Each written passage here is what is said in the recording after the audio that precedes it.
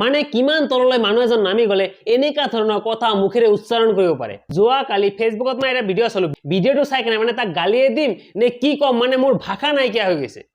এজন হিন্দু ছোৱালী হৈ কেনে ভাতৰ কাঁহীখন লৈ কেনে কৈ আছে আজি মই গৰুৰ মাংস খাম, আজি মই খাম গৰু মাংস।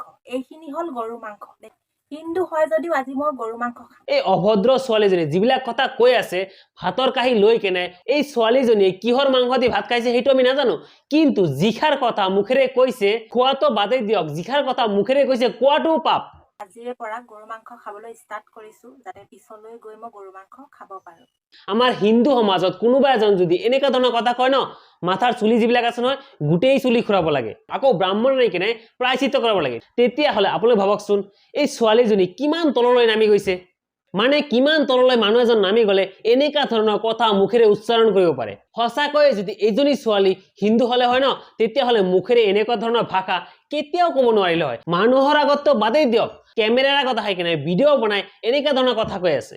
এইজন ছোৱালী আচলতে হিন্দু নে মুছলমান সেইটো নাজানো, কিন্তু জিখাৰ কথা কৈছে, যেনেকা ধৰণে কথাবিলাক কৈছে আৰু যেনেকা ষ্টাইলত ভাতৰ কাঁহীটো লগত লৈ কেনে কৈছে ন, মানে কি কম আৰু, মোৰ মানে নিজৰে বেয়া লাগি আছে। এতিয়া এইজন ছোৱালীক দেখি কিনে এতিয়া মোৰ সন্দেহ হৈ আছে, কিয়নো এজন হিন্দু ছোৱালীয়ে কেতিয়াও কিন্তু এনেকা ধৰণৰ কথা নকয়।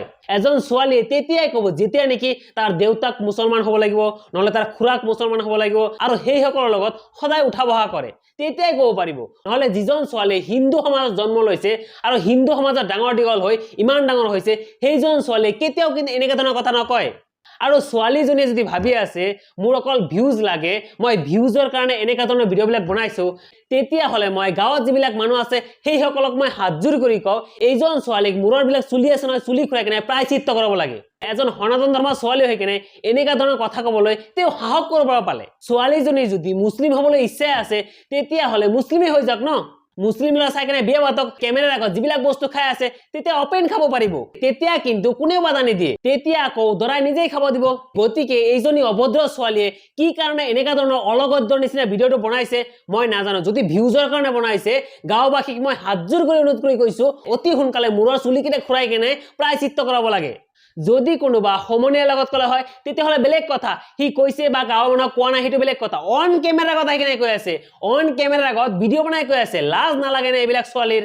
তাৰ মানে কি ভিউজ লাগে ন? ভিউজৰ কাৰণে সনাতন ধৰ্মটোক ইমান তললৈ লৈ যাবলৈ অধিকাৰ ক'ত পালে সেইজন ছোৱালীয়ে?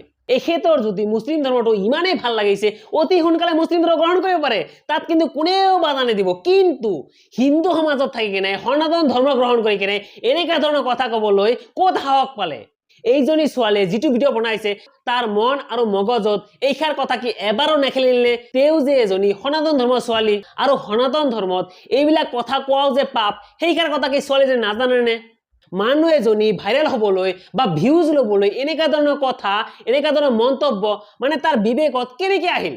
ছোৱালীজনীৰ বিবেক বুদ্ধি অলপো নাই নে? তাৰ মগজুটো কি গোটেইখিনি মানে ভ্ৰষ্ট হৈ গৈছে নেকি? ছোৱালীজনীৰ চেহেৰা চাই কেনে মোৰ এতিয়া ঘিণ লগা হৈ গৈ আছে। এজন হিন্দু ছোৱালী এনেকা ধৰণৰ মন্তব্য কৰিবলৈ মানে কি কি মানে কি কম, মানে ক'বলৈ ভাষাই নাই। আপোনালোকে যি কৰে কৰক আৰু মই যাওঁ।